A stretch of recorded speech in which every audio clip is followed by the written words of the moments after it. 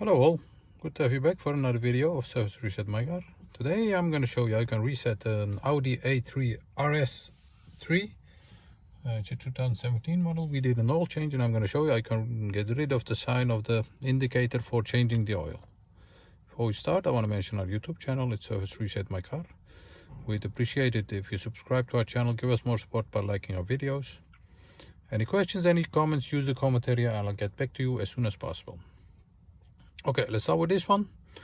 This is an RS3 2017 model, as I mentioned before.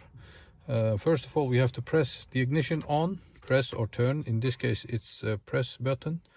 Once we have done this, then we have to go to this area. First of all, we have to go to the menu of the car. The menu of the car is this area over here. Press it once. Once we have done this, we have this button we can turn. This is the menu button to turn. You turn to the menu button to car. Press the menu button again. Once you are here, you have to go to the red area menu.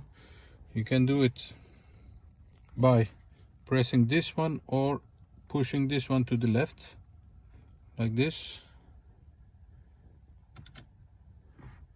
Once you have done that, as you can see, it says service and check, servicing and check.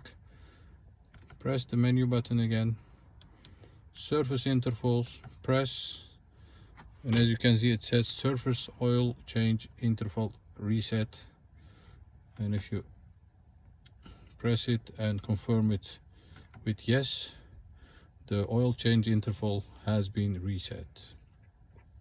And the next oil change is in 15,000 kilometers. Thanks for watching. This was an Audi RS 3 2017 model. Hope to see you next time with another video. Bye bye.